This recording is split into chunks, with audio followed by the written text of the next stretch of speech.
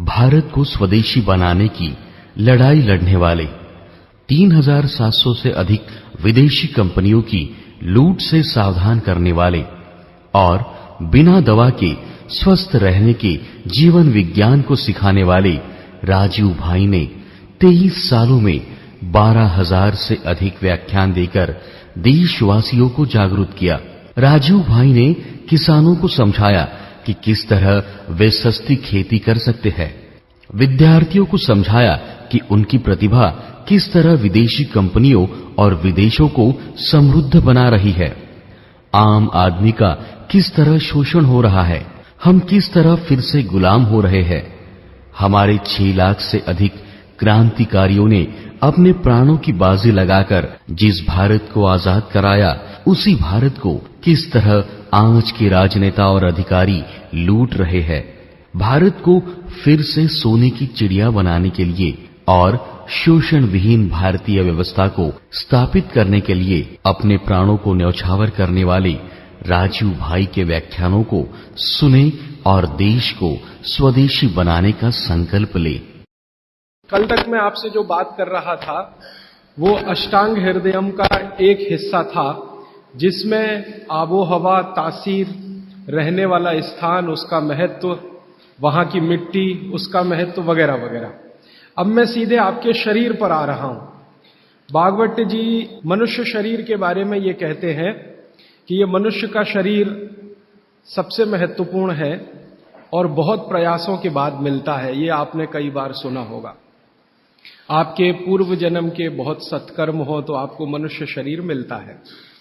और भागवत जी ने एक जगह कहा है कि आप ही हैं जो मोक्ष धारण कर सकते हैं। ऐसा कहा जाता है इस देश में कि जानवरों में, पशु पक्षियों में और कीड़े मकोड़ों में मोक्ष की स्थिति नहीं आती। मनुष्य योनि ही है जिसमें आप मोक्ष को प्राप्त कर सकते हैं। तो उनकी मोक्ष की परिभाषा बहुत सुंदर है। मोक्ष क्या है? हम सब लोगों ने कई बार अलग अलग समय अलग अलग लोगों से सुना होगा कि मोक्ष ऐसा है, मोक्ष ये है। भागवत जी की परिभाषा बिल्कुल साफ और सरल सीधी है। वो ये कहते हैं कि जो व्यक्ति, मनुष्य, स्त्री हो या पुरुष, कोई भी, अपने दुखों को दूर कर ले और दूसरों के दुखों को दूर करने का काम करे, वही मोक्ष का अधिकारी है। जो व्यक्ति, मनुष्य, अपने दुखों को दूर करे और दूसरों के दुखों को दूर करने का सतत प्रयास करे, उसमें सफलता मिले न मिले, सफलता की बात नहीं कहते वो ये कहते हैं कि प्रयास करे, ईमानदारी से प्रयास करे, तो उसको मोक्ष होता है। माने इस परिभाषा को अगर आप थोड़ा व्यापक करें, दुखों से मतलब क्या, तो भागवत जी कहते हैं कि 3 तरह के दुख सारी दुनिया में हैं। मनुष्य को भी हैं, हर एक को है। एक तो दैहिक दुख, शरीर का दुख, दैहिक दुख। दूसरा है दैविक दुख, भगवान का दिया हुआ कोई दुख जो आपके शरीर से अलग है। भगवान ने आपको कोई दुख दे दिया, अचानक से आप गरीब हो गए, या अचानक से आपके घर में कोई दुर्घटना हो गई, आग लग गई, धरती कंप आ गया, भूकंप आ गया, आपका घर टूट गया, सब कुछ तहस नहस हो गया, सुनामी आ गया, ये दैविक दुख। और तीसरा और आखिरी दुख है भौतिक दुख। भौतिक दुख में सबसे ज्यादा यही है, गरीबी, बेरोजगारी, भूखमरी। तो वो भागवत जी कहते हैं कि दैहिक, दैविक और भौतिक, तीनों दुखों से जो व्यक्ति मुक्त हो और दूसरों को मुक्त करने का रात दिन प्रयास करे, वही मोक्ष का अधिकारी है। आगे के सूत्र में वो ये कहते हैं कि अगर आपने अपने जीवन के तीनों दुख दूर कर लिए और आप दूसरों के दुखों को दूर करने के लिए कुछ नहीं करते, तो माफ कीजिए, आप कभी भी मोक्ष के अधिकारी नहीं हो सकते। हमारे यहां बहुत सारे साधु संत हैं जो हिमालय में जाके तपस्या करते हैं। तो उनकी जो तपस्या है हिमालय की, वो अपने दुखों को दूर करने तक सीमित है। अगर वो वापस हिमालय से लौटकर समाज के दुख को दूर नहीं करेंगे तो किसी को भी मोक्ष नहीं होगा। भागवत जी कहते हैं कि कोई सदगृहस्थ व्यक्ति है, वो स्वामी नहीं है, महात्मा नहीं है, तपस्वी नहीं है, लेकिन अगर वो अपने दुखों से दूर करते हुए दूसरों के दुखों को दूर करने के काम में लगा हुआ है, तो वो कहते हैं कि वो तपस्या करने वाले से ज्यादा बेहतर है, भले ही वो सदगृहस्थ है। और वो ये कहते हैं कि ज्यादा समय, भागवत जी मानते हैं कि सदगृहस्थ ही हैं जो दूसरों के दुखों को दूर करने में ज्यादा मदद कर सकते हैं, क्योंकि उन दुखों का अनुभव उन्हें है, जिसका दुख वो दूर करने का कोशिश करें। इसका मतलब यह है कि भागवत जी की परिभाषा में गृहस्थी होना माने सदगृहस्थ होना ज्यादा बड़ी बात है। वो साधु संतों के बारे में कहते हैं कि ये सिर्फ अपने दुखों के दूर करने के चक्कर में लगे हुए हैं, भगवान से इनकी जो वार्तालाप है या संवाद है वो अपने तक सीमित है, समाज के लिए सिर्फ प्रार्थना करके बंद कर देते हैं, आगे नहीं बढ़ते। इसलिए वो कहते हैं कि आप अपने दुख दूर करें, दूसरों के दुख दूर करने के काम में सतत लगे, भले प्रयास आपका सफल हो ना हो। सफलता की बात वो नहीं कहते, वो ये कहते हैं कि सफलता असफलता वो सब ईश्वर के हाथ में है, आपके हाथ में नहीं है। आप अगर प्रयास कर रहे हैं तो पक्का मानिए कि आपकी मोक्ष में जाने की तैयारी है। ये है उनका सूत्र। यहां से उनकी एक दूसरी यात्रा शुरू होती है, और इस यात्रा में वो ये कहते हैं कि सबसे बड़ा दुख है दैहिक दुख, शरीर का दुख, दूसरा है दैविक दुख भगवान का, और तीसरा है भौतिक दुख। तो आपसे भौतिक दुख की बात करना मैं समझता हूं कोई जरूरी नहीं है, क्योंकि आप जिस वर्ग से आते हैं आपको भौतिक दुख तो मैं मानता हूं नहीं ही है, तो उस पर समय खराब करने से ज्यादा फायदा नहीं। आपसे जो सबसे ज्यादा मैं बात करूंगा, जिसकी जरूरत भी है आपको, वो दैहिक दुख के बारे में बात करूंगा। आपका शरीर का दुख दूर कैसे करें? तो भागवत जी का सूत्र है, वो ये कहते हैं कि शरीर दुख दूर करने के लिए सबसे महत्वपूर्ण है आपका पेट। ये जो पेट है, शरीर का मध्य भाग, वो ये कहते हैं कि शरीर का दुख दूर करने में सबसे बड़ी भूमिका इसकी है। अगर शरीर का पेट और बाकी अंगों के बारे में प्रतिशत के हिसाब से तुलना करें तो 90% दुख पेट से है, 10% दुख है जो पेट के बाहर से है। पेट के बाहर से माने घुटनों से हो सकता है, एड़ियों से हो सकता है, जंघाओं से हो सकता है, या हृदय स्थान से हो सकता है, मस्तिष्क से हो सकता है। इसको आज की भाषा में अगर मैं कहूं, 90% बीमारियां हमारे जीवन की पेट से जुड़ी हुई हैं, 90%। 10% बीमारियां हैं जो पेट के बाहर की हैं। उन 10% में हार्ट अटैक आ गया, उन 10% में पैरालिसिस आ गया, उन 10% में अर्धांग वायु, पैरालिसिस का ही दूसरा नाम है, वो आ गया, एपिलेप्सी आ गई, वगैरह वगैरह, मस्तिष्क की ढेरों बीमारियां 10% में ही है। बाकी इस बात को फिर ध्यान दीजिए। पहली बात जो मैंने आपको पहले दिन कही थी कि जिंदगी की बीमारियों में 85% ऐसी हैं जिनको आप खुद ठीक कर सकते, मात्र 15% हैं जिनमें विशेषज्ञ की जरूरत है। अब भागवत जी की दूसरी महत्व की बात हमेशा याद रखिए कि जितनी बीमारियां हैं उनमें 90% पेट से हैं, 10% पेट के बाहर से है। और उन 10% में एक्सीडेंट भी शामिल है, आपका ब्रेन हेमरेज भी शामिल है, पैरालिसिस भी शामिल है, हार्ट अटैक भी शामिल है, वगैरह वगैरह, बाकी सब पेट से है। तो भागवत जी कहते हैं कि पेट आपके जीवन का सबसे महत्वपूर्ण अंग है शरीर के लिए और आपको दुख से बचाने के लिए। तो वो कहते हैं कि सबसे ज्यादा ध्यान आपको आपके पेट का रखना है। तो पेट का ध्यान जिंदगी भर आप रखें, उसके लिए उन्होंने सूत्रों की एक श्रृंखला बनाई है। ये सूत्रों का पालन करें तो जीवन में पेट से होने वाला कोई दुख नहीं होगा, माने 90% बीमारियां नहीं होंगी। और ये 90% बीमारियों की संख्या अगर गिनूं तो 148 है। माने आज से मैं जो सूत्र बताने जा रहा हूं, इनका पालन अगर आप करेंगे तो आप अपने जीवन में 148 बीमारियों से हमेशा बचेंगे। और भागवत जी का यह कहना है कि बीमारियों से बचना बहुत महत्व का है बनिस्बत की बीमारियों का इलाज करना।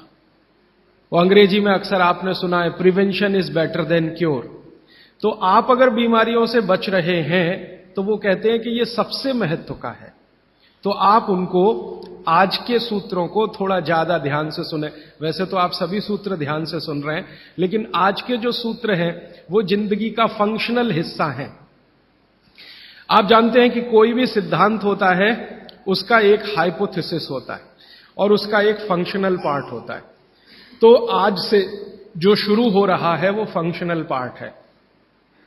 इस फंक्शनल पार्ट में सबसे पहला सूत्र भागवत जी का, भागवत जी के लिए उनके 7000 सूत्र सभी महत्व के हैं, सभी महत्व के।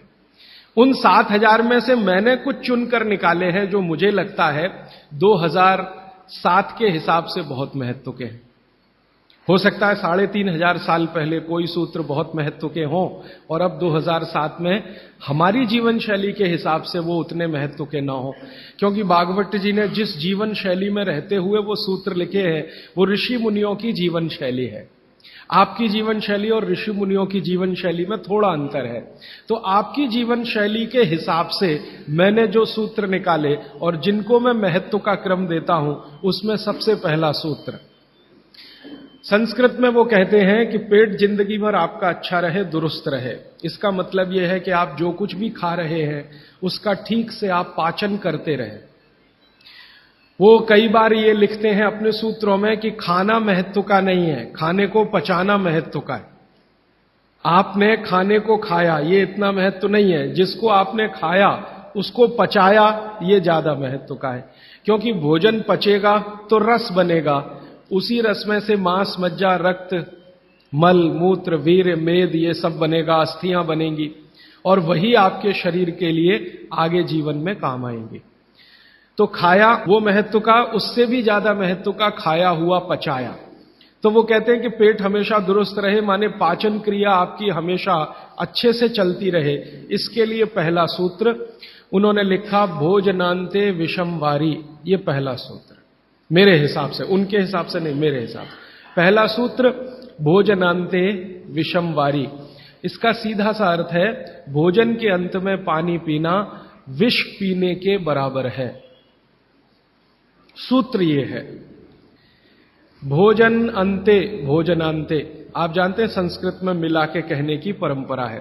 भोजन अंते माने भोजन के अंत में, भोजनांते विषम वारी। विष समझते हैं आप जहर, जहर जैसा क्या है? पानी। भोजन के अंत में पानी जहर के जैसा है, विष के जैसा है। ये सूत्र है। अब इसको थोड़ा व्याख्यायित करता हूं ताकि समझ में आए।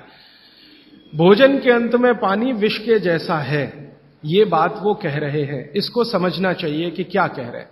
सूत्र उतना ही है, समझने के लिए मैं आपको बहुत उदाहरण दूंगा ताकि आप जल्दी पता कर पाएं। भागवत जी ने एक सूत्र में यह कहा है कि हमारा जो शरीर है इसका जो मुख्य स्थान पेट है, इसमें एक स्थान होता है पेट के अंदर, नाभि, लेफ्ट साइड में नाभि से थोड़ा ऊपर जहां मेरा हाथ रखा हुआ है, इस स्थान को कहते हैं जठर। संस्कृत में कहते हैं जठर, हिंदी में कहते हैं आमाशय। जठर, आमाशय, अंग्रेजी में चाहे तो एपिगैस्ट्रिकम। तो ये जो जठर स्थान है, भागवत जी कहते हैं कि इसमें अग्नि प्रदीप्त होती है, उसी को कहते हैं जठराग्नि। जठर अग्नि, जठराग्नि। तो वो कहते हैं कि जो आपका जठर स्थान है इसमें अग्नि प्रदीप्त होती है और भोजन जो कुछ भी आप करते हैं वो पहले जठर में ही जाता है, आमाशय में इकट्ठा होता है, वहां अग्नि प्रदीप्त होती है। वो अग्नि भोजन का पाचन करती है। ये है महत्व की बात। अब अग्नि प्रदीप्त हुई, आपने भोजन किया, अग्नि प्रदीप्त हुई। और भागवत जी इसके लिए एक सुंदर श्लोक लिखा है, लंबा है लेकिन हिंदी में बताता हूं। वो ये कहते हैं कि खाते ही अग्नि प्रदीप्त होती है, ऐसे ही जैसे आप बिजली के स्विच को ऑन करते ही लाइट जलती है। ये ऑटोमेटिक है, अपने आप होती है। आपने रोटी का पहला टुकड़ा मुंह में डाला और जैसे ही टुकड़े को चबाना शुरू किया, लार बनना शुरू हुआ, तुरंत अग्नि प्रदीप्त हो जाती, पहले ही टुकड़े में। तो ये अग्नि प्रदीप्त हुई। अब आप जो भोजन कर रहे हैं ये इस अग्नि के प्रभाव में पचेगा। तो भोजन के पचने की क्रिया में पहले भोजन रस में बदलेगा। पहले पेस्ट बनेगा, जैसे टूथपेस्ट की कंडीशन होती है वैसा बनेगा, लुगदी जैसा। फिर उसमें से रस बनेगा, फिर रस में से सब कुछ बनेगा। तो वो कहते हैं कि आपने जैसे ही भोजन किया अग्नि प्रदीप्त हुई। अब ये अग्नि भोजन को पचा रही है और आपने भोजन पूरा करते ही पानी पी लिया, गट गट गट गट गट गट, तो क्या हुआ? अग्नि शांत हो जाएगी। आपके रसोई गैस में चूल्हा जल रहा है गैस का, और जलते हुए चूल्हे पर पानी फेंकिए तो बुझ जाएगा। अग्नि का पानी से मेल नहीं है, दुश्मनी है। तो आपके पेट में खाना खाते ही अग्नि जल रही है। अब आपने पीछे से गिलास 2 गिलास पानी पी लिया। कोई कोई लोग तो लोटा भर के पी लेते हैं, कई कई लोग तो भोजन से ज्यादा पानी पी लेते हैं।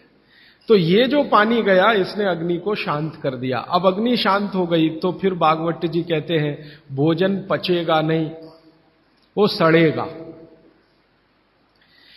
अब उन्होंने 20 सूत्र लिखे हैं कि भोजन पचेगा तो क्या होगा और भोजन सड़ेगा तो क्या होगा। मैं सड़ने वाले हिस्से की बात कर लेता हूं।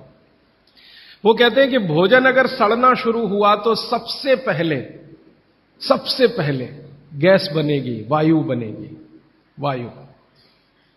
वायु। और ये वायु आपकी जिंदगी हराम कर देगी। और ये वायु की तीव्रता जब बढ़ेगी तो गले में जलन होगी, छाती में जलन होगी, पेट में जलन होगी।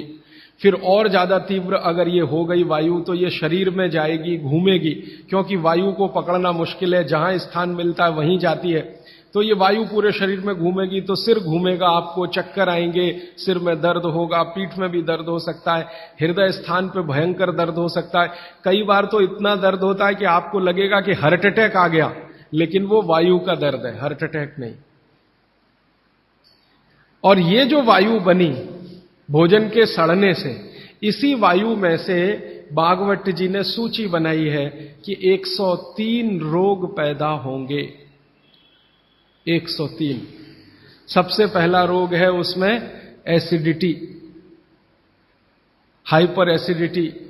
ज्यादा दिन अगर आपने ये चक्कर चलाया पानी पीने का तो अल्सर, पेप्टिक अल्सर, और ज्यादा दिन चक्कर चलाया तो बवासीर, मूढ़व्याध, भगंदर, ये सब रोगों की सूची है। और अंत का एक रोग है कैंसर, कर्क रोग। 103वें नंबर पर उन्होंने लिखा है कर्क रोग। माने एसिडिटी से शुरू होकर आप कैंसर तक की यात्रा कर सकते हैं। तो वो ये कह रहे हैं कि जिस काम से वायु पैदा हो और वो वायु आपके सड़े हुए भोजन में से निकले, और बाद में भागवत जी कहते हैं, वो भी बता देता हूं, वो दूर का सूत्र है लेकिन यहीं पे ले आता हूं उसको, कि आपका जो भोजन सड़ेगा, इसको ध्यान से सुनिएगा, तभी भोजन में से, भागवत जी के शब्द दूसरे हैं, मैं आज के शब्द इस्तेमाल कर रहा हूं, तभी कोलेस्ट्रॉल बनेगा। सड़े हुए भोजन का ही बाई प्रोडक्ट है कोलेस्ट्रॉल। अगर भोजन का पाचन हुआ तो कोलेस्ट्रॉल शून्य रहता है, वो कोलेस्ट्रॉल जो आपको हानि पहुंचाता है। आप जानते हैं शरीर में 2 तरह का कोलेस्ट्रॉल है, एक गुड और एक बैड। अच्छा कोलेस्ट्रॉल माने एचडीएल, हाई डेंसिटी लिपोप्रोटीन। खराब कोलेस्ट्रॉल माने एलडीएल और उसका छोटा भाई VLDL, very low density lipoprotein. तो भागवत जी कहते हैं कि ये जो खराब कोलेस्ट्रॉल है वो रक्त में तभी आता है जब भोजन पेट में सड़ता है। इसका माने जिनको कोलेस्ट्रॉल बढ़ रहा है या बढ़ा हुआ है वो ध्यान दें, उनको भोजन पच नहीं रहा, उनका भोजन सड़ रहा है। तो कोलेस्ट्रॉल बढ़ेगा तो हार्ट अटैक भी आएगा, कोलेस्ट्रॉल बढ़ेगा तो घुटने भी जड़ हो जाएंगे, सारी संधियां आपकी एकदम कड़क हो जाएंगी, आपको चलना फिरना मुश्किल हो जाएगा, 10 कदम चलना मुश्किल हो जाएगा। तो वो ये कहते हैं कि जब 103 बीमारियां एक छोटी गलती से आती हों तो वो गलती कभी करना नहीं। माने भोजन के बाद कभी पानी पीना नहीं। ये है सूत्र। अब जैसे ये सूत्र पूरा हुआ तुरंत आपके मन में प्रश्न आएंगे कि पानी कब पीना, पहला ही प्रश्न। तो भागवत जी कहते हैं कि पानी कब पीना वो खुद ही उत्तर दे रहे हैं आगे के सूत्रों में, क्योंकि शायद मालूम है कि मनुष्य की जिज्ञासाएं होने ही वाली है। तो पहले सूत्र में लिख दिया भोजनांते विषमवारी, कि भोजन के अंत में पानी मत पियो। अगले ही सूत्र में वो कहते हैं कि कम से कम 1.5 घंटे के बाद पानी पियो। अब ये जो 1.5 घंटे का कैलकुलेशन है ये क्या है? ये भागवत जी कहते हैं कि जो आपने खाया वो आपके जठर स्थान में 1.5 घंटे तक अग्नि के प्रभाव में रहता है, 1.5 घंटे तक। और जानवरों के लिए भी उन्होंने बताया है। वो कहते हैं कि जानवर जो कुछ खाते हैं उनके पेट में भी अग्नि है, जठर अग्नि, वहां 4 घंटे तक अग्नि का प्रभाव रहता है जानवरों के शरीर में। मनुष्य शरीर में 1 से 1.5 घंटे का उन्होंने बताया, और 1 से 1.5 घंटे का वो बताया है तो अलग अलग क्षेत्र के हिसाब से। जैसे आप दक्षिण भारत में हैं, कोई उत्तर भारत में है, कोई पूर्वी भारत में है। अब मान लीजिए उत्तरांचल का कोई आदमी इसी सूत्र को पढ़ेगा तो उसको तो अग्नि का असर 2 से 2.5 घंटे रहेगा, पहाड़ वाला। लेकिन आपके लिए मैं बात कर रहा हूं तो 1 से 1.5 घंटा। तो वो कहते हैं कि 1 से 1.5 घंटे पेट में अग्नि का प्रभाव है। जब तक अग्नि का प्रभाव है पानी मत पियो, क्योंकि पानी पीते ही अग्नि बुझेगी। अग्नि का काम है भोजन को पचाना, पचेगा नहीं तो सड़ेगा, सड़ेगा तो 103 रोग पैदा करेगा। तो सीधा सा दूसरा सूत्र है कि भोजन के 1.5 घंटे के बाद पानी पीना। ठीक है, अब तुरंत आपके मन में सवाल आएगा, भोजन के बीच में पीना कि नहीं पीना, और भोजन के पहले पीना कि नहीं पीना। भागवत जी ने इसका उत्तर अगले सूत्रों में दिया है। वो ये कहते हैं कि भोजन के पहले पानी पीना तो कम से कम 40 मिनट और अधिक से अधिक 1 घंटा।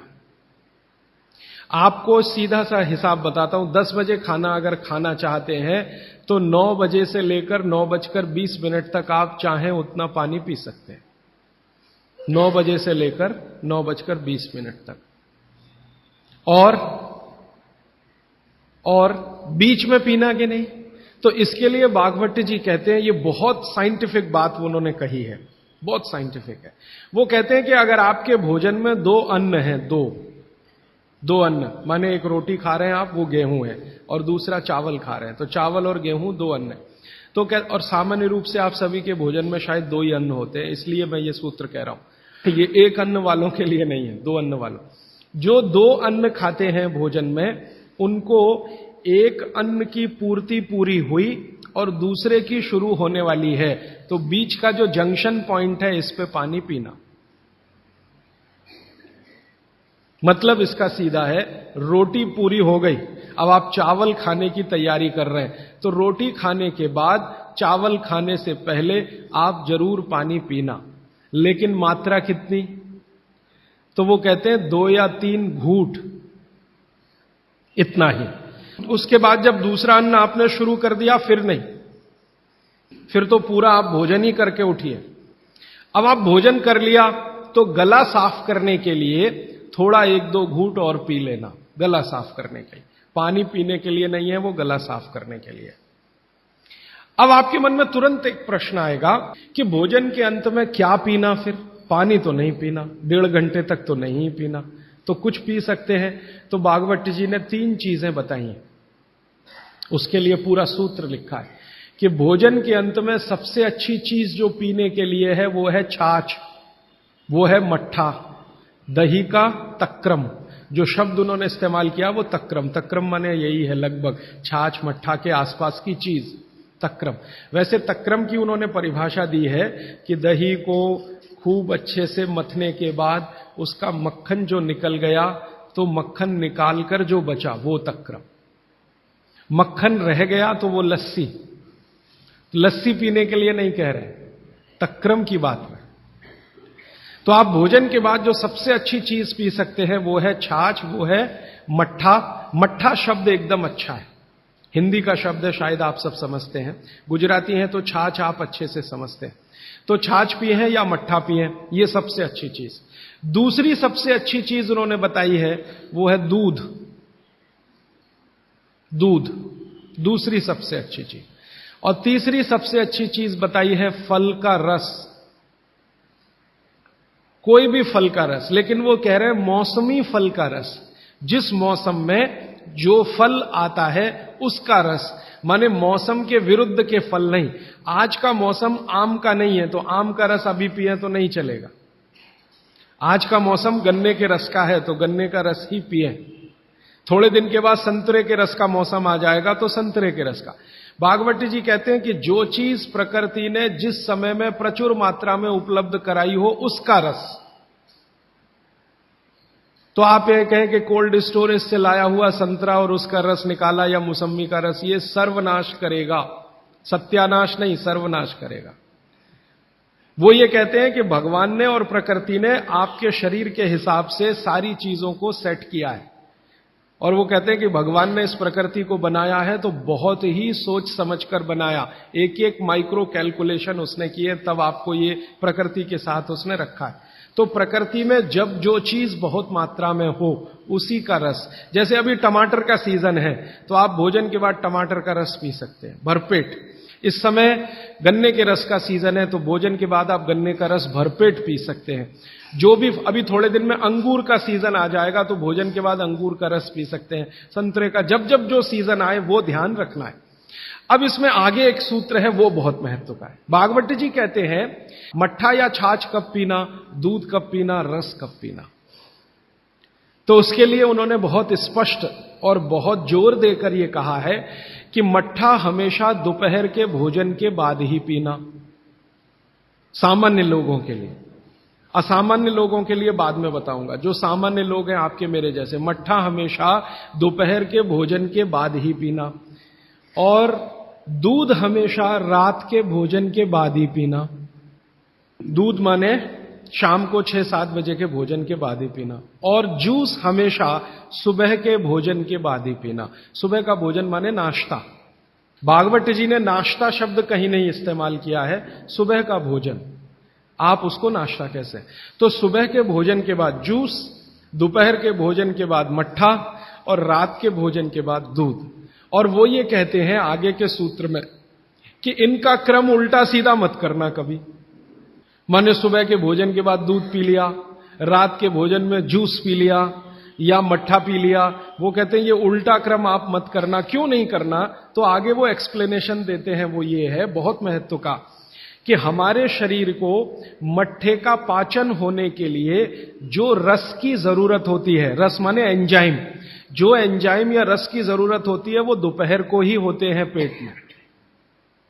इसी तरह हमारे शरीर में दूध का पाचन होने के लिए जो रस की जरूरत पड़ती है या एंजाइम की जरूरत पड़ती है वो सूर्यास्त के बाद ही होते हैं, या सूर्यास्त के समय ही उनकी उत्पत्ति शुरू होती है।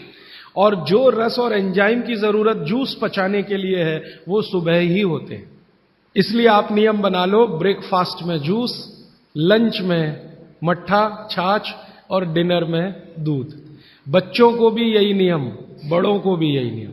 अब आप कहेंगे हमारे बच्चे तो स्कूल जाते हैं दूध पीकर जाते हैं, तो बदल दो, जूस पीकर भेजो या पिलाकर भेजो।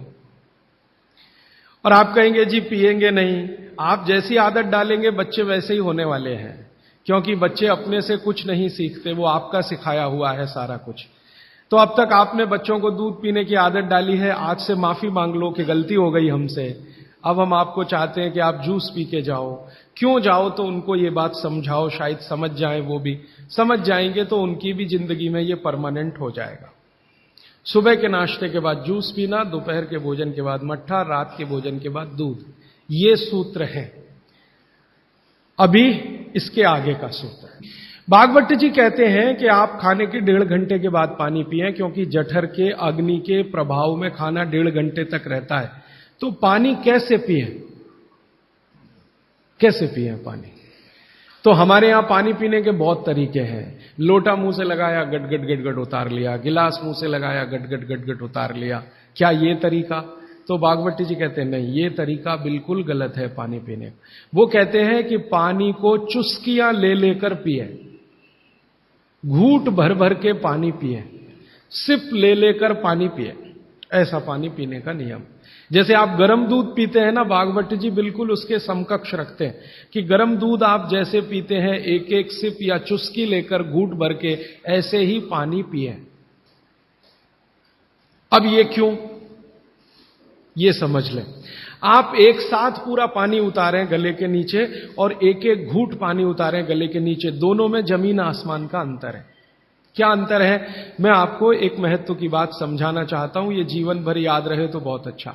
हमारे पेट में भोजन को पचाने के लिए अग्नि होती है, और इस अग्नि को तीव्र करने के लिए अम्ल होता है, अम्ल, एसिड।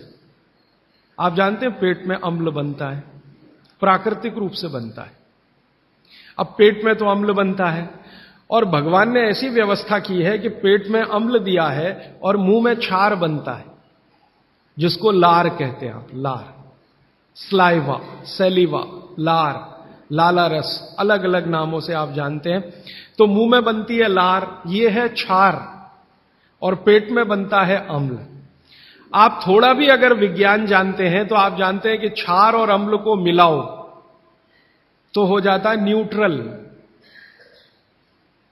अम्ल और क्षार आपस में मिले तो न्यूट्रल होता है, माने सामान्य चीज बनती है, जिसको हम लोग कहते हैं लवण। एक लवण होता है नमक, वो अलग है, केमिस्ट्री के लवण की बात कर रहा हूं। तो अम्ल और क्षार आपस में मिलते रहे तो न्यूट्रल होते हैं। अम्ल का मतलब है जिसका पीएच 7 से कम है, और क्षार का मतलब है जिसका पीएच 7 के आगे है, और न्यूट्रल का मतलब जिसका पीएच 7 है। ये जो पानी है ना, पानी, ये ना अम्ल है ना क्षार है, ये न्यूट्रल है। तो भागवत जी कहते हैं कि पेट आपका अक्सर पानी के जैसा रहे तो बढ़िया, और जिनका पेट पानी के जैसा, माने पेट की अम्लता ना बढ़े और पेट का क्षारपन भी ना बढ़े, पीएच 7 के आसपास रहे, तो भागवत जी कहते हैं ऐसे व्यक्ति को 100 से ज्यादा वर्ष जीने की पूरी गारंटी है, बिना एक भी दवा खाए और बिना चिकित्सक के पास जाए। अब आपके पेट में अम्ल बन रहा है, मुंह में लार बन रही है। अगर पानी आप घूट घूट पीते हैं तो ये पानी के साथ लार मिलकर अंदर जाती है, और पानी एक साथ गटगट गटगट पीते हैं तो कम लार पानी के साथ मिलकर जाएगी। ये लार बन रही है अंदर जाने के लिए, बाहर निकालने के लिए नहीं, क्योंकि अंदर पेट के अम्ल को शांत रखना है, इसके लिए क्षार है।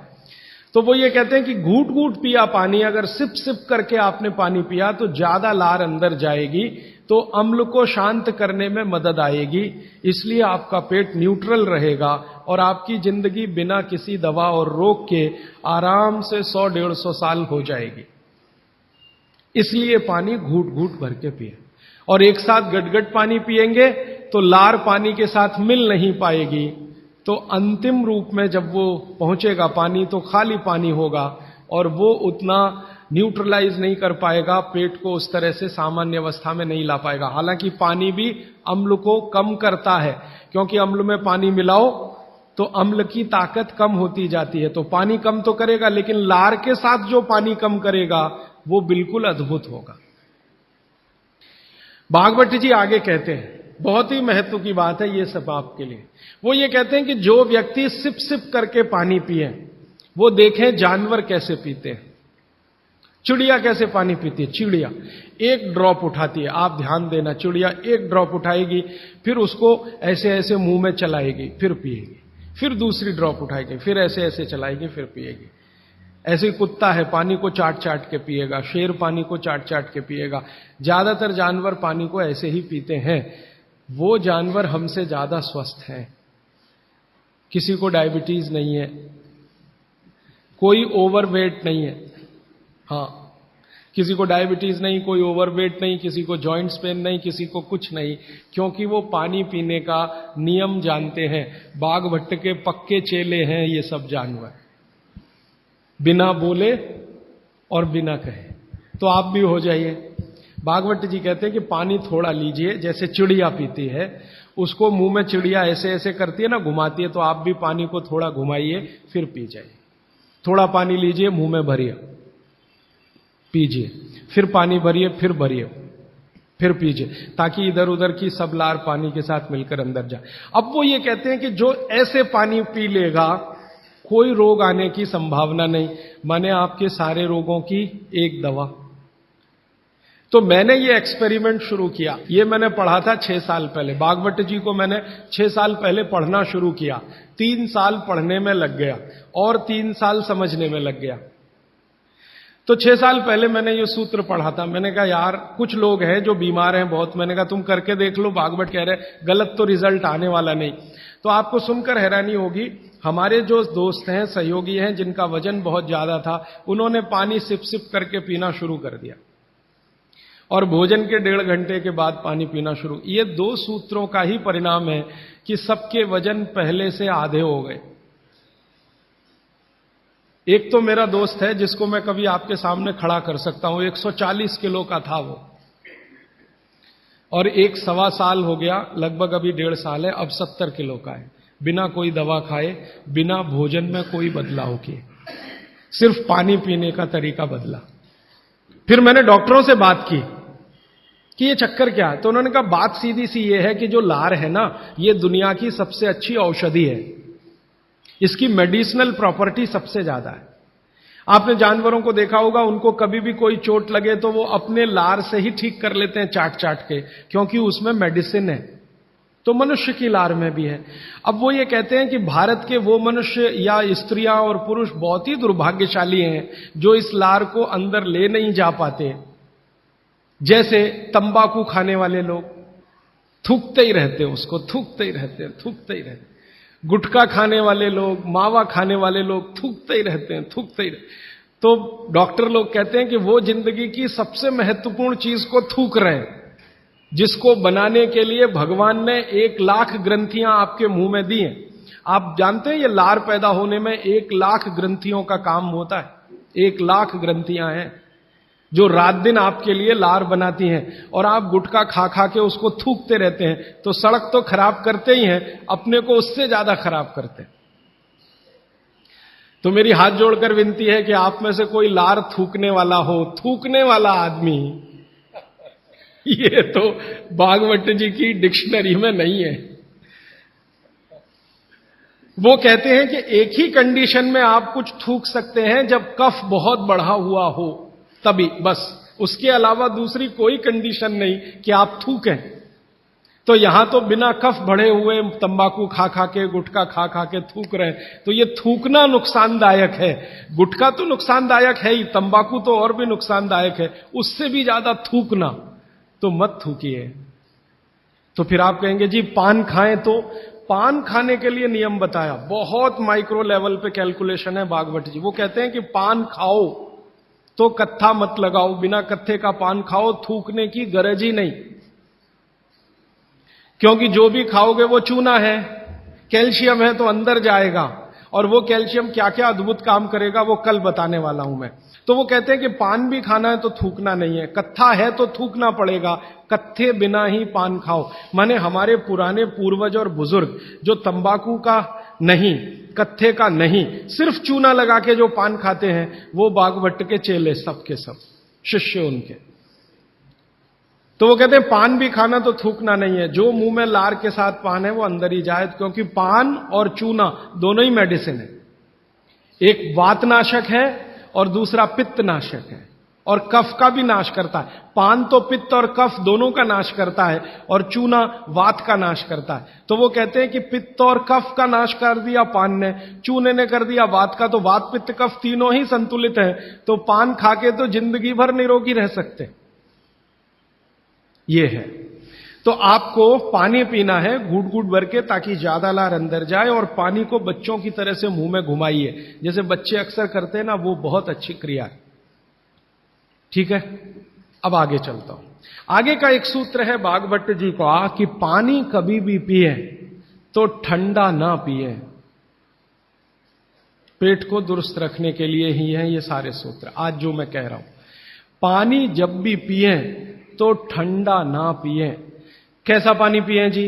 तो वो कहते हैं कि आपके शरीर का तापमान देखें, उसके अनुसार के तापमान का ही पानी पिए, माने शरीर के तापमान के बराबर का पानी पिए, माने गुनगुना पानी पिए।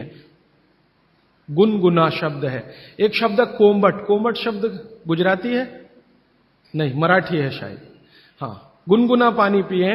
नवसे का पानी कहते हैं राजस्थान में, नवसे का हल्का गरम गुनगुना पानी पिए। कभी भी पानी की गर्मी शरीर के तापमान के ऊपर ना हो, ऐसा पानी पिए। तो अब आपका शरीर का तापमान है 37 डिग्री, तो 37 डिग्री अगर आप पानी को लेके जाएंगे तो वो गुनगुना ही होता है। रूम टेम्परेचर के ऊपर रहता है, बॉडी टेम्परेचर के बराबर रहता है। तो ऐसा पानी पिए, गुनगुना ही पानी पिए। क्यों? अभी मन में प्रश्न आएगा क्यों? हम तो जी ठंडा पानी पीते हैं, फ्रिज का पानी पीते हैं, बर्फ डाला हुआ पानी पीते हैं। तो भागवत जी इसको बहुत अच्छे से समझाते हैं, और आधुनिक विज्ञान का इसमें मैं जोड़कर आपको समझाता हूं। आप अगर ठंडा पानी पी रहे हैं, कल्पना करिए, तो पानी क्या करेगा? पेट में जाएगा सीधा सीधा और पेट को ठंडा बनाएगा। जिसका जैसा गुण है वही तो करेगा ना। बर्फ का गुण है ठंडा करने का, तो बर्फ डालकर पानी में आप पी रहे हैं, तो बर्फ का गुण वो पानी में आ गया। अब पानी आपके पेट को ठंडा करेगा। अगर पानी ने पेट को ठंडा किया तो, अगर पेट ठंडा हो गया पानी के असर में, तो शरीर ठंडा हो जाएगा, क्योंकि शरीर के सारे ऑर्गन पेट से ही जुड़े हुए हैं, चाहे वो आपका हार्ट हो, चाहे किडनी हो, चाहे लीवर हो। और अगर शरीर ठंडा हो गया तो जय राम जी की, जाइए यमराज के पास, यहां फिर आपके लिए कुछ नहीं है। तो पानी अगर पेट में गया और उसने पेट को ठंडा कर दिया, तो आप ठंडे हुए तो मर जाएंगे, मृत्यु आएगी। तो कभी भी ठंडा पानी ना पिए, एक विश्लेषण। दूसरा विश्लेषण कि अगर पानी आपने ठंडा पिया और आपका पेट जीवित है, जीवित होने से मतलब फंक्शनल है, काम अच्छे से कर रहा है, तो तुरंत पेट उस पानी को गर्म करने पर लगेगा। आपका जो जठर स्थान है ना, वो तुरंत उस पानी को गर्म करने पर लगेगा। तो पानी को गर्म करने के लिए उसको अतिरिक्त ऊर्जा की जरूरत पड़ेगी, और अतिरिक्त ऊर्जा उसको रक्त में से आएगी। तो शरीर के सब हिस्सों का रक्त पेट की तरफ जाएगा। थोड़ी देर के लिए शरीर के सारे हिस्सों का रक्त जो पेट की तरफ गया है, उसने बाकी हिस्सों में रक्त की कमी कर दी। मान लीजिए हृदय का रक्त पेट में चला गया, ब्रेन का रक्त पेट में आ गया, क्योंकि ब्रेन का सबसे पहले आता है, क्योंकि ग्रेविटी का फोर्स है ना, काम करता है, तो ब्रेन का सबसे पहले आता है, हृदय का उसके बाद आता है। दूसरे अंगों का रक्त सब पेट की तरफ गया, तो बाकी अंगों को रक्त की कमी आई। और ये कमी हर समय ऐसे ही आती रहे, आप ऐसे ही ठंडा पानी पीते रहे, ऐसे ही कमी आती रहे, पीते रहे, कमी आती रहे, तो एक दिन वो अंग काम करना बंद कर देंगे, क्योंकि उनको रक्त की सप्लाई कम हुई है। और वो अंगों ने काम करना बंद किया तो ब्रेन हेमरेज हो गया, वो अंगों ने काम करना बंद किया तो पैरालिसिस हो गया, वो अंगों ने काम करना बंद किया तो हार्ट अटैक हो गया। तो ये सारी बीमारियों को क्यों बुलाते हैं ठंडा पानी पी के? माने ठंडा पानी ना पिए। भागवत जी का मैंने मेरे जीवन में भी देखा। दुनिया में कुछ ऐसे लोग हैं जो एकदम चिल्ड वाटर पीते हैं। अमेरिका में, यूरोप में ज्यादा लोग चिल्ड वाटर पीते हैं। पानी को फ्रिज में रखते हैं और वो रखा रहता है 4-5 दिन, खूब ठंडा हो जाता है, फिर ऊपर से बर्फ डालते हैं, फिर पीते हैं। इतना ठंडा पानी पीते हैं। परिणाम क्या देखा है मैंने उन लोगों को देखा जो चिल्ड वाटर पीते हैं, वो सवेरे सवेरे अगर संडास घर में गए टॉयलेट में, तो 1-1 घंटे बाहर नहीं निकलते, कभी कभी तो 2-2 घंटे नहीं निकलते, बैठे ही रहते अंदर। उनको पूछो भाई क्या कर रहे थे 2 घंटे टॉयलेट रूम में? कहते हैं जी न्यूज़पेपर पढ़ रहे थे, मैगजीन पढ़ रहे थे। क्यों पढ़ रहे थे? टॉयलेट रूम तो न्यूज़पेपर के लिए बनाया नहीं है। तो कहते हैं टॉयलेट आती ही नहीं, माने स्टूल पास होता ही नहीं, संडास होती ही नहीं, उतरती नहीं, तो क्या करें। और वो बेचारे वहां बैठे बैठे कई बार इतने परेशान हो जाते हैं कि तरह तरह की आवाजें निकालते हैं, फिर भी नहीं आती। फिर वो गाना गाते हैं, मेरे सपनों की रानी कभी आएगी, वो आती नहीं है। और कभी कभी जब बहुत ज्यादा परेशान हो जाते हैं ना, तो एक गाना गाते हैं, एक बार आजा आजा आजा, वो तब भी नहीं आती। ये है समस्या। माने मैं कहना ये चाहता हूं कि जो लोग बहुत ठंडा पानी पिएंगे उनको एक बीमारी है, वो है कॉन्स्टिपेशन, कब्जियत, कोष्ठबद्धता, बद्ध कोष्ठ होना। कॉन्स्टिपेशन का मतलब आपकी जो इंटेस्टाइन है ना, लार्ज इंटेस्टाइन, वो एकदम ऐसी संकुचित हो गई, ऐसे रहना चाहिए उसको, वो हो गई संकुचित। ये ठंडे पानी का असर है। तो अगर आपकी लार्ज इंटेस्टाइन ऐसी हो गई तो आपकी जिंदगी भी ऐसी ही हो जाएगी। इसलिए कभी भी ठंडा पानी ना पिए। अब परसों एक बात मैंने कही थी कि फ्रिज का रखा कुछ ना खाएं, तो ये पानी भी उसी का हिस्सा है। फ्रिज का रखा हुआ पानी ना पिए, बर्फ डाला हुआ पानी ना पिए, आइसक्रीम कभी भी ना खाएं, क्योंकि वो भी ठंडी है। और मैं आपको एक विनम्रता पूर्वक कह देता हूं, वो बात वैसे आगे आएगी। भागवत जी कहते हैं कि 2 विरुद्ध चीजें एक साथ ना खाएं कभी भी, तो गर्म भोजन और ठंडी आइसक्रीम कभी ना खाएं। अक्सर मैं शादियों में, बारातों में जाता हूं तो वहां मैंने देखा है कि भोजन गर्मा गर्म कराएंगे, अंत में आइसक्रीम जरूर खिलाएंगे। सर्वनाश, बुला बुला के हमारा सत्यानाश करते हैं। इनविटेशन देकर बुलाएंगे, आओ हमारे यहां मेहमान बनकर, तो पहले गर्म खाना खाओ, पीछे से ठंडी आइसक्रीम खाओ, ना मरो तो जल्दी मर जाओ। ऐसा आजकल आतिथ्य इस देश में चल रहा है। पहले कहते थे अतिथि देवो भव, अभी अतिथि दुश्मन भव। तो ये जो ठंडे होने की बात है, ये यहीं पर मैंने आपको जोड़ दी है। वैसे ये कल भी आने वाली है, परसों सॉरी। तो आपके जीवन में ये नियम बहुत ध्यान से पालन करें, सूत्र पालन करें कि पानी हमेशा घूट घूट पिए, ठंडा पानी कभी न पिए, भोजन के 1.5 घंटे के बाद पानी पिए। अभी चौथा सूत्र, आज का आखिरी सूत्र। भागवत जी कहते हैं कि सुबह का जीवन आपका जब शुरू होता है, दिन का जीवन आपका शुरू होता है, माने आप जब सोकर उठते हैं तभी से आपका दिन शुरू होता है, तो दिन की शुरुआत में सबसे पहले पानी पिए। दिन की शुरुआत में सबसे पहले पानी पिए, माने सुबह उठते ही पानी पिए, यह है मतलब कहने का। दिन की शुरुआत में सबसे पहले पानी पिए, माने सुबह उठते ही पानी पिए। आयुर्वेद के विभिन्न चिकित्सकों ने और वैद्यों ने इसको कहा ऊषा पान करें। ऊषा पान माने सुबह उठते ही पानी पीना, सबसे पहले पानी पीना, दांत धोए बिना पानी पीना, मुंह धोए बिना पानी पीना, कुल्ला किए बिना पानी पीना। अगर आप सुबह उठते ही बिना मुंह धोए पानी नहीं पी सकते तो रात को कुल्ला करके सोइए, दांत साफ करके सोइए, दंत मंजन करके सोइए, दातुन करके सोइए, उठते ही पानी पीजिए। क्यों?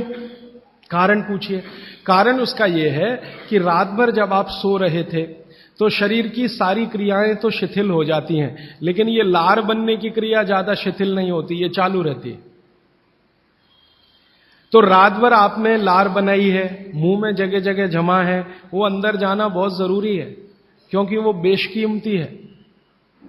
भागवत जी कहते हैं कि ब्रह्म मुहूर्त की जो लार होती है वो बाकी 24 घंटों में सबसे ज्यादा कीमती है।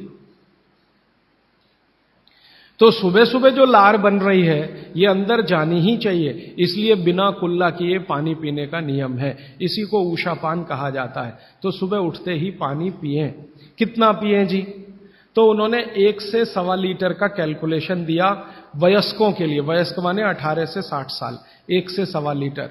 और 18 से नीचे वाले जो लोग हैं उनके लिए 1.25 लीटर माने 750 ग्राम, और 60 के ऊपर वालों के लिए भी 750 ग्राम, 750 ग्राम।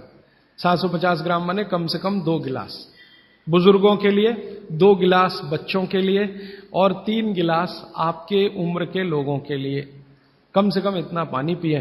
पीने का तरीका मैंने बता दिया, वो घूट घूट सिप सिप करके ही पीना है, मुंह में घुमा घुमा के पानी पीना है। भागवत जी ने ये जो कहा ना सुबह की लार बहुत कीमती होती है, मैंने इस पर थोड़े कुछ एक्सपेरिमेंट किए पिछले एक आध साल। बहुत सारे कुछ पेशेंट ऐसे हैं जिनको डायबिटीज है, और डायबिटीज की कंडीशन में आप जानते हैं कि कोई घाव हो जाए, घाव तो जल्दी भरता नहीं। तो मेरे पास ऐसे कुछ 8-10 पेशेंट हैं जिनको ऐसी ही कंडीशन है। डायबिटीज होने के कारण शरीर में फुंसी हो गई, फोड़ा हो गया, घाव बढ़ गया, वो भरता नहीं। मैंने उनको दवाएं बंद किया होम्योपैथी का। फिर मैंने कहा भैया, भागवत जी ने कहा कि सुबह की लार बहुत कीमती है, तुम ऐसा करो सुबह उठते ही जो लार है ना उसको लगाओ तुम्हारे घाव पे, और आप देखेंगे चमत्कार। 15 से 20 दिन में घाव भरना शुरू, 3 महीने में बिल्कुल बराबर। एक तो मेरे पास गैंग्रीन का पेशेंट है, गैंग्रीन हुआ, डॉक्टर कहता था पैर काटना ही पड़ेगा इसका, कुछ होता नहीं अभी और कोई। उसने बेचारे ने साल भर लार लगा लगा के ही अपना ठीक कर लिया। तब मेरे समझ में आया कि जानवर हमसे ज्यादा होशियार, चोट लगते ही वो चाटना शुरू कर देते हैं। फिर मैंने एक और एक्सपेरिमेंट किया। मेरे पास कुछ छोटे बच्चे हैं जिनको चश्मे हैं आंखों पर। अब उनके मां बाप बहुत परेशान है कि ये चश्मा कैसे उतरे, मोटे मोटे चश्मे हैं छोटे बच्चों। तो मैंने उनको भी सिखा दिया, देखो सवेरे सवेरे सोकर उठो और मुंह का थूक आंख में लगाओ काजल की तरह से। तो बच्चों ने चालू कर दिया। बच्चे बहुत भोले होते हैं, सीधे होते हैं, कोई भी बात अगर समझ में आए तो करते। अब आपको हैरानी होगी कि चश्मे उतर गए सिर्फ ये लार लगाने से। आप भी करके देख लीजिए जिनको भी चश्मे। बस अंतर इतना है कि बच्चों को जल्दी उतरे, आपको थोड़ा देर में उतरेंगे लेकिन उतर जाएंगे। उम्र ज्यादा बढ़ेगी तो थोड़ा दिन करना पड़ेगा, कम उम्र में बहुत जल्दी उतर जाए। आंखों की रोशनी बढ़ानी है तो मुंह की लार सुबह सुबह की आंखों में लगाइए काजल की तरह से। और एक बताता हूं, एक बीमारी आती है जिसको हम कहते हैं कंजक्टिवाइटिस, आंखों की बीमारी है। अक्सर उसमें आंखें लाल हो जाती हैं, आंखों में बहुत जलन होती है, जैसे खून उतर आया हो आंखों में, वो कंडीशन हो जाती है। कोई भी आयुर्वेद की दवा आप खाएंगे 3 से 4 दिन में ही बीमारी ठीक होती है। लेकिन अब की बार अगर ये बीमारी आए तो आप ये करना, सुबह सुबह उठते ही मुंह की लार लगाना, 24 घंटे के बाद आपको पता ही नहीं चलेगा बीमारी कहां गई। 24 घंटे में ही ठीक होते हैं कंजक्टिवाइटिस। अगर बच्चों में बचपन से आंखों के ऐसे कोई रोग हैं, जैसे मेरे पास एक छोटा बच्चा है 8 साल का है, उसका मैं ट्रीटमेंट कर रहा हूं, उसकी आंखें टेढ़ी हैं, वो देखता कहीं है और दिखता कहीं है, उसको ऐसा है। अब उसके माता पिता गरीब हैं और वो ऑपरेशन का खर्चा नहीं उठा सकते। उस बच्चे पर मैं यही एक्सपेरिमेंट कर रहा हूं। लगभग मुझे 4 साढ़े 4 महीना हो गया है और उसका टेढ़ापन, जिसको हम लोग हिंदी में कहते हैं भेंगापन, उसका भेंगापन लगातार कम हो रहा है और आंखों की पुतलियां बिल्कुल बीच में सेट हो रही। तब मुझे थोड़ी जिज्ञासा हुई और मैंने एक बहुत बड़े वैज्ञानिक को पूछा दिल्ली में कि ये लार में क्या है, एक्चुअली इसका एक्टिव इंग्रेडिएंट क्या है। तो उन्होंने कहा भैया जितने एक्टिव इंग्रेडिएंट मिट्टी में है वो सब लार में है। तो मैंने आपको बताया मिट्टी में 18 एक्टिव इंग्रेडिएंट्स हैं, लार में वो सब के सब हैं। इसलिए लार शरीर के लिए बहुत ही कीमती है, बेशकीमती है, इसको कभी नष्ट नहीं करना। इसकी मदद से आप बहुत सारे रोग ठीक करते हैं। और 2-4 बातें बता दूं क्या क्या रोग और ठीक कर सकते हैं। आपके शरीर में कोई दाग हो गया, धब्बा हो गया, जैसे जल गए, जलने का दाग होता है ना, उस पर नियमित रूप से सवेरे की लार की थोड़ी थोड़ी मालिश करते रहिए। 6-8 महीने में धब्बा बिल्कुल साफ हो जाए, जले हुए का धब्बा। शरीर में और कोई ऐसा अंग में सफेद दाग दिख रहा है या काला दाग हो गया या फलाना हो गया या ढिमाका हो गया, एक्जिमा हो गया, मान लो खराब बीमारी की बात करूं, एक्जिमा हो गया, एक्जिमा पे रोज सुबह की लार लगाइए, मालिश करते रहिए, 6-8 महीने के बाद देखिएगा साफ। और एक्जिमा से भी ज्यादा खराब बीमारी है सोराइसिस, वो भी ठीक होती है इसी लार से। बस इतना है कि साल भर करना पड़े। मुफ्त का इलाज है, फोकट का इलाज। भागवत जी ने जितने भी इलाज बताए हैं सब फोकट के और मुफ्त के, बाहर जाने की जरूरत ही नहीं है। तो आप स्किन डिसीज में इसका एक्सपेरिमेंट करिए, आंखों की बीमारियों में इसका एक्सपेरिमेंट करिए, घाव हो जाए कहीं शरीर में उस पर एक्सपेरिमेंट करिए, फोड़े फिंसियों पर इसका एक्सपेरिमेंट करिए। मैंने ये चारों एक्सपेरिमेंट किए, बहुत अच्छे रिजल्ट हैं। आप भी करिए, रिजल्ट आपको भी मिलेंगे। बस इतना ही है कि आप दूसरों को भी बताते जाइए। तो आपने अपना दुख तो कम कर लिया, आप दूसरों का भी कम कराइए ना, तभी मोक्ष जाएंगे। तो मैंने आज आपको 4 सूत्र बताए, उनको फिर से रिपीट करता हूं। सूत्र बताना, ये 4 रिपीट करके खत्म, फिर प्रश्न। पहला सूत्र मैंने बताया था, भोजनांते विषमवारी, भोजन के अंत में पानी ना पिए, लगभग 1.5 घंटे के बाद पानी पिए।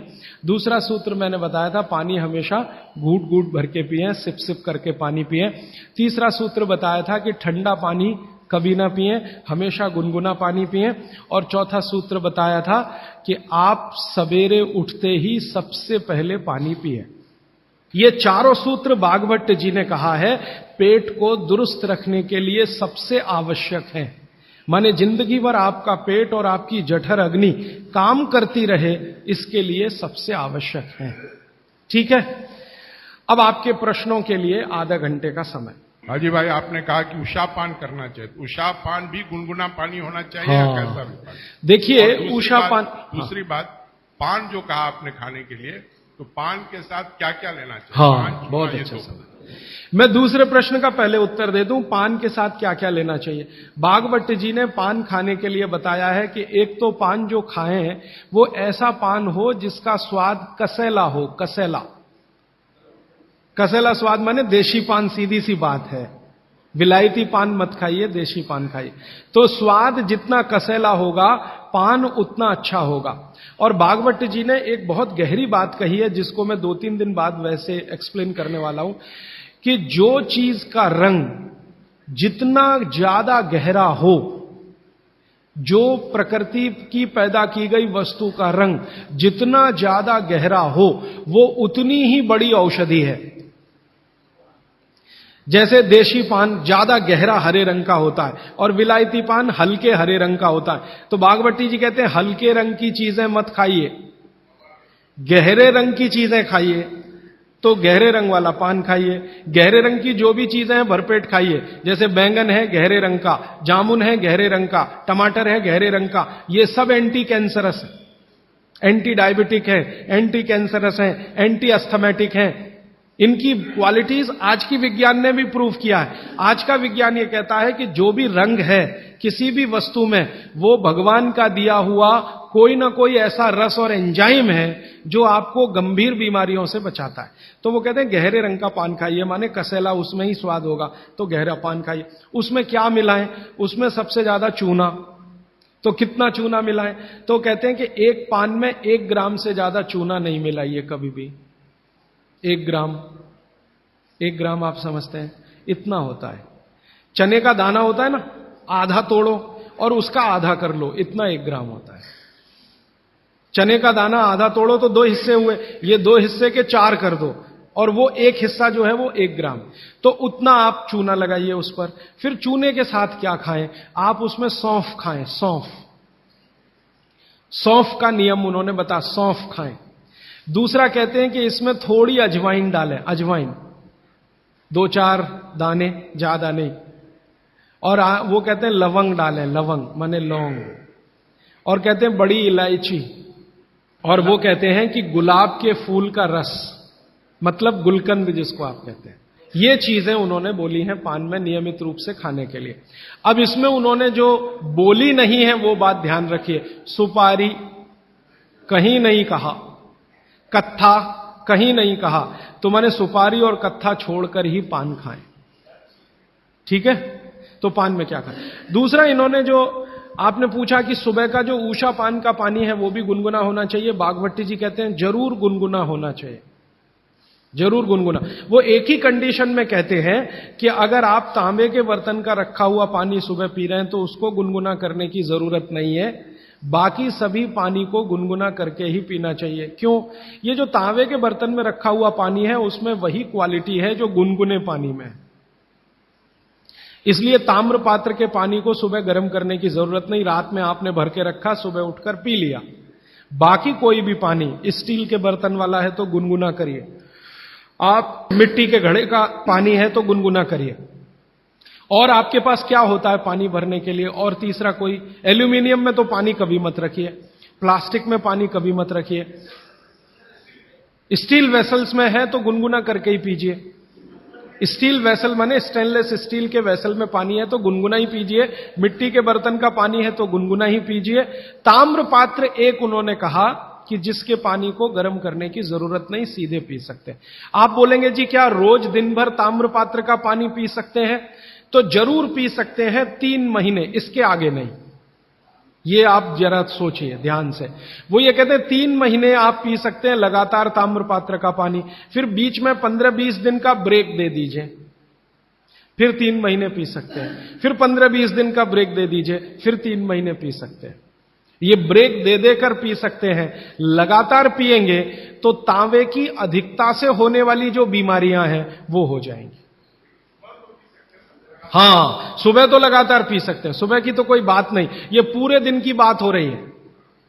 कोई लोग ऐसे हैं कि पूरे दिन ही तांबे के बर्तन का पानी पीते हैं, तो बागवती जी ये कहते हैं कि 3 महीने लगातार पीजिए पूरे दिन, फिर उसके बाद 15-20 दिन ब्रेक दे दीजिए, 15-20 दिन को दूसरा पानी पी, फिर आप वापस 3 महीने कर सकते हैं, फिर ब्रेक दे दीजिए, फिर तो 24 घंटे वाले जो लोग हैं ताम्र पात्र का पानी पीने वाले, उनके लिए ये नियम है। सुबह का तो ताम्र पात्र का ही सबसे अच्छा है जी। भोजन के बाद जो रस और मट्ठा पीने के लिए बताए थे आप, तो क्या ये आम्रदायी को शांति करेगी? हाँ, बहुत अच्छा सवाल है, बहुत अच्छा सवाल। देखिए, इस सवाल को मैं और थोड़ा विकसित करूं, मैं इंतजार कर रहा था कोई पूछे तो मैं बताऊं।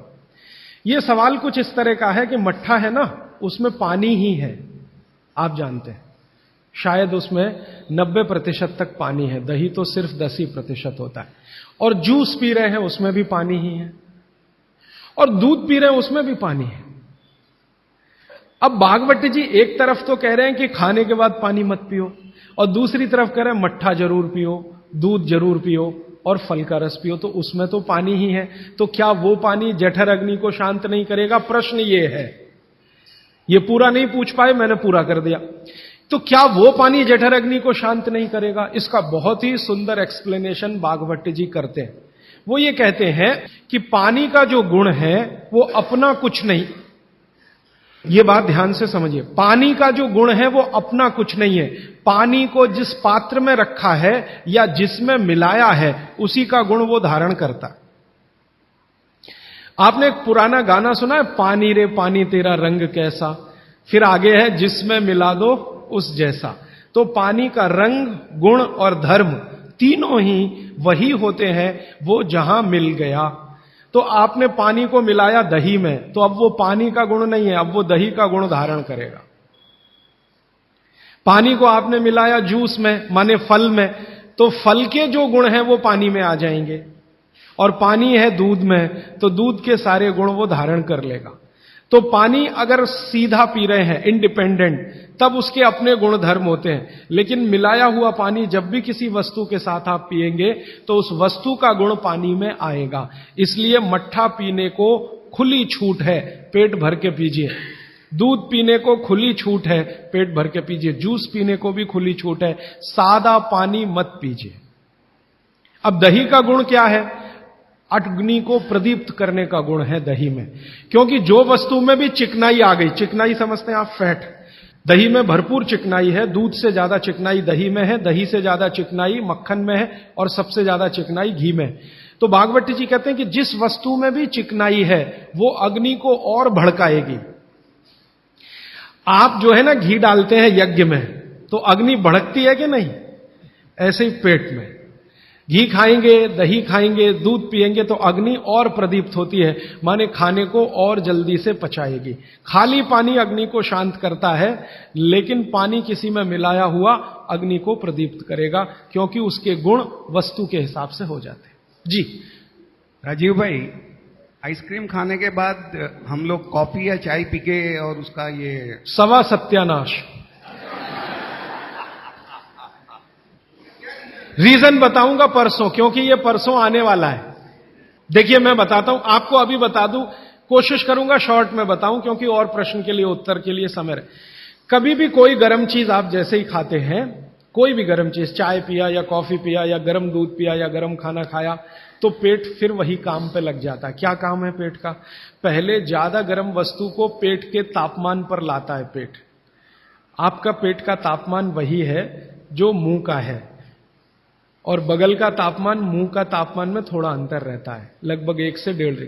तो पेट का तापमान लगभग 39 से 40 डिग्री के आसपास है। अब आपने 40 डिग्री से ऊपर की कोई वस्तु खाई, जैसे चाय पी, तो वो 40 से ऊपर की है, कॉफी 40 से ऊपर की है, तो तापमान अंदर जो है ना 55 डिग्री 60 डिग्री अगर चाय का है, तो पेट उसको पहले 40 डिग्री पे लाएगा, और उसके लिए एंटी रिएक्शन होता है, पानी को ठंडे से गर्म करेगा, फिर गर्म से ठंडा। तो ये काम में जब तक पेट लगा हुआ है, तब तक आपने कोई ठंडी चीज खा ली, जैसे उन्होंने कहा आइसक्रीम खा ली, कॉफी के बाद आइसक्रीम खा ली। अब कंफ्यूजन वहां ये होता है कि क्या करे, वो पहले गर्म कॉफी को ठंडा करे या ये जो गर्म ठंडी आइसक्रीम आई इसको गर्म करे। तो फिर तो बहुत ही कंफ्यूजन होता है। ऐसा कंफ्यूजन जैसे आप गाड़ी चला रहे हैं, गाड़ी, इसको मैं समझाने के लिए कह रहा हूं, गाड़ी चला रहे हैं और हर एक ही मिनट में आपको 2-3 गियर चेंज करने पड़े, एक ही मिनट में। टॉप गियर से फर्स्ट में आना पड़े, फर्स्ट से आपको टॉप गियर में जाना पड़े, तो कैसे चलेगी गाड़ी? झटका देगी, तकलीफ देगी। ऐसे ही पेट में है कि पेट का एक गियर पड़ा हुआ है, वो गर्म कॉफी को ठंडा करने में लगा हुआ है, तब तक आपने आइसक्रीम खा के अब पेट को गियर चेंज करना पड़ेगा तुरंत, तो इसमें हो जाएगी समस्या। इसलिए कॉफी चाय के बाद ठंडी आइसक्रीम कभी भी ना खाएं, और ठंडी आइसक्रीम के बाद चाय कॉफी कभी भी ना पिए। गरम भोजन के साथ कभी भी आइसक्रीम और बर्फ आदि ना खाएं, और बर्फ आदि के साथ गर्म भोजन ना करें। आपने पानी पीने का तरीका बताया कि सिप बाय सिप लेना, क्या उसका भी कोई तरीका है कि खड़े खड़े पानी पीना या बैठ? हाँ, बहुत अच्छा सवाल है। ये मैं कल बात करूं, क्योंकि कल वो सूत्र आने ही वाला है। जी देखिए, इन्होंने एक बहुत अच्छा सवाल पूछा है। दूध को भागवत जी ने बोला है शाम को ही पीना है। अब इनका प्रश्न यह है कि हम सुबह चाय पीते हैं, कॉफी पीते हैं, तो दूध उसमें होता ही है, तो क्या करें? भागवत जी के किसी भी शब्दकोश में चाय भी नहीं है, कॉफी भी नहीं है, क्योंकि भागवत जी 3500 साल पहले हुए। ये चाय कॉफी तो 250-300 साल पुरानी है, ज्यादा से ज्यादा 400 साल पुरानी। तो चाय कॉफी के बारे में उनका पूरा शास्त्र मौन है, माने कहीं एक भी सूत्र ऐसा नहीं है जहां चाय और कॉफी का जिक्र आता है। हां, काढ़े का जिक्र उन्होंने किया। काढ़ा आप समझते हैं जो रोज आप यहां पी रहे, काढ़े का जिक्र उन्होंने किया है। वो ये कहते हैं कि जो काढ़ा आपके वात को कम करे, आपके पित्त को कम करे और कफ को कम करे, ऐसा कोई भी काढ़ा दूध के साथ मिलाकर सुबह पिया जा सकता है। कोई भी काढ़ा, जैसे आज आप काढ़ा पीने जा रहे हैं, वो अर्जुन की छाल का काढ़ा है। अर्जुन की छाल का काढ़ा आप जानते हैं, वात को सबसे तेजी से कम करने वाला है।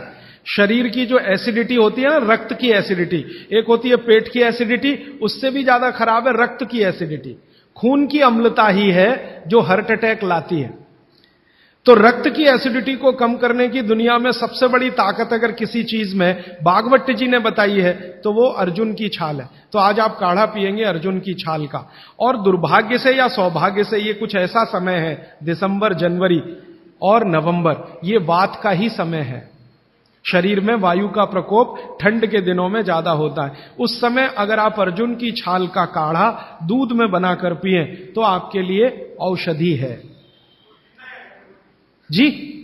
नहीं, गरम गरम गरम, क्योंकि वो औषधि है, भोजन नहीं है। भोजन और औषधि में अंतर बताया।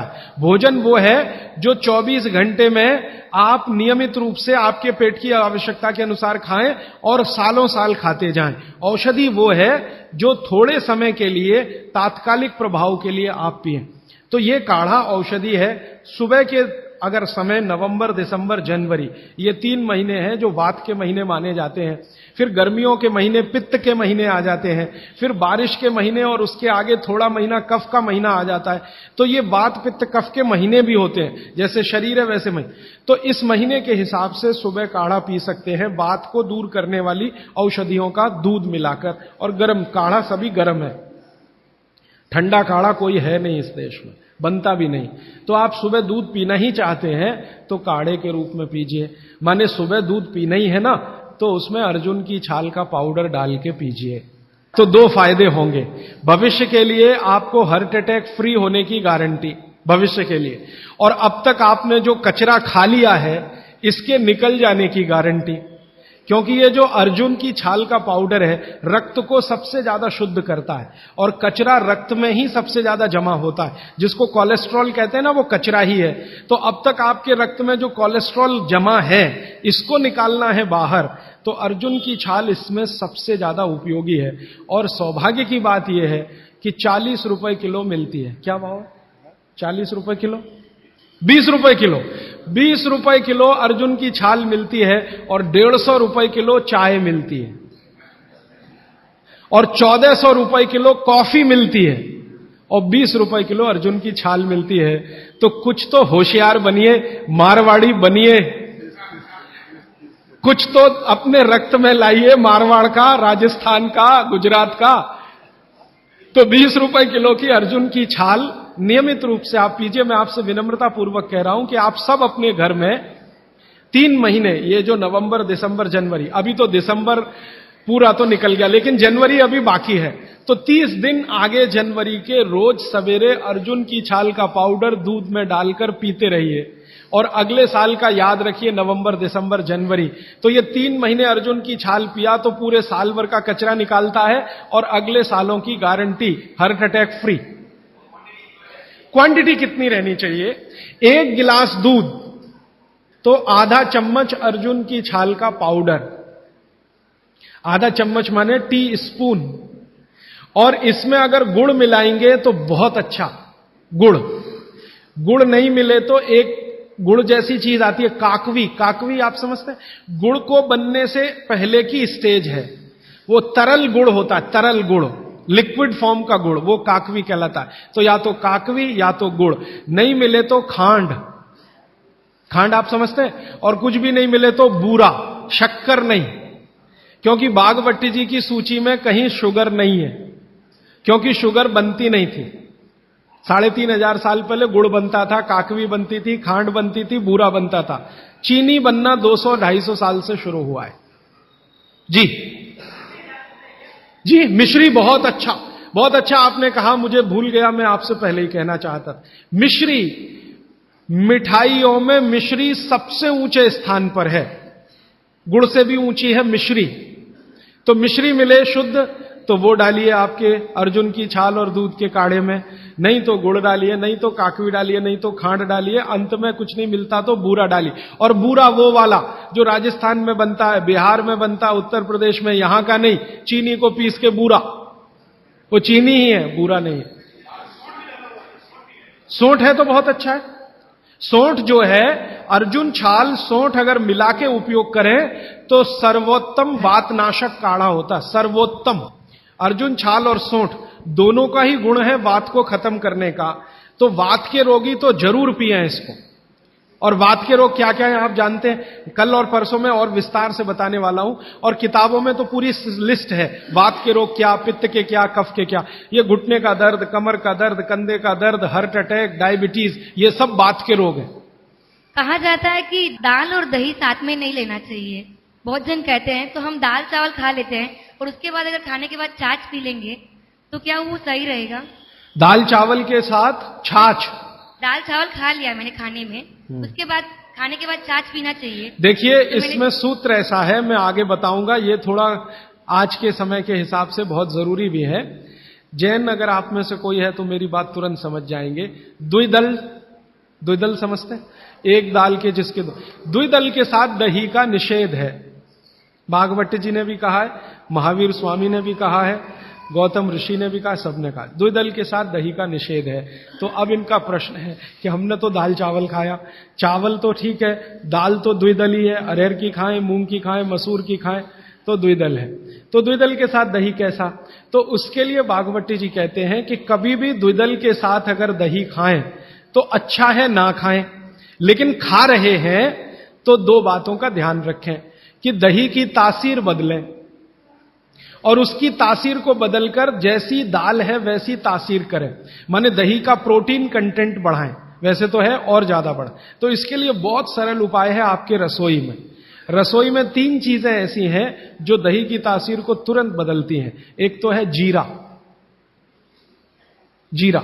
दूसरा है सेंधा या काला नमक, सेंधा या काला। ये जो आज नमक आ रहा है इसकी बात नहीं कर रहा हूं मैं, आयोडीन युक्त नमक नहीं, सेंधा नमक या काला नमक। तीसरी है अजवाइन। तो मेरा ऐसा निवेदन है कि अगर आप ताक पी रहे हैं दाल चावल के साथ तो अजवाइन का, जीरे का बघार ले लें और थोड़ा सेंधा नमक डाल लें, फिर पी लें। अजवाइन जीरे का बघार लेकर, बघार लेना तो आप समझते हैं ना, बघार शब्द तो बघार ले लें अजवाइन जीरे का और थोड़ा सेंधा नमक, फिर ताक पिए, माने मज्जिगे पिए, माने मट्ठा पिए। अदरक, अदरक की जगह सूंठ। दही में कभी भी अदरक की उपयोग नहीं होता, सूंठ उपयोग होता है। अदरक और सूंठ में थोड़ा अंतर है, सूंठ तो अदरक से ही आता है लेकिन सूंठ का गुण अदरक से ज्यादा है। फ्रूट्स खा सकते हैं भरपेट। वैसे फ्रूट्स का भागवती जी कहते हैं सुबह खाएं खाली पेट तो सबसे अच्छा, माने नाश्ता ही फ्रूट का करें, जूस भी पीना है तो फ्रूट का पिए, तो सुबह का समय फ्रूट्स के लिए सबसे अच्छा है। लेकिन बाकी समय में भी आप फ्रूट्स कभी भी खा सकते हैं जो प्रकृति के द्वारा पकाया गया, प्रकृति के द्वारा पकाया गया, माने कैल्शियम कार्बाइड मिला के नहीं पकाया गया। हाँ बिल्कुल। छाछ शरीर के लिए ठंडा करता है तो बच्चों को भी दे सकते हैं? दे सकते हैं जी, दे सकते हैं बिल्कुल। अजवाइन डाल के बच्चों को, 3 महीने के बच्चे को अजवाइन की छाछ दी जा सकती है। और गर्म पानी, पानी जो आपने कहा थोड़ा गुनगुना पीना चाहिए, हर मौसम में पी सकते हैं, गर्मी के मौसम में भी? गर्मी के मौसम में थोड़ा इसके लिए आप छूट ले सकते हैं। आप चूंकि मद्रास में रहते हैं इसलिए छूट ले सकते हैं। गर्मी के दिनों में सवेरे का पानी तो गुनगुना ही रखिए, बाकी दिन का पानी अगर आप पिए तो मिट्टी के बर्तन का भी पी सकते हैं। सनबर्न, सनबर्न के लिए लार बहुत अच्छी है।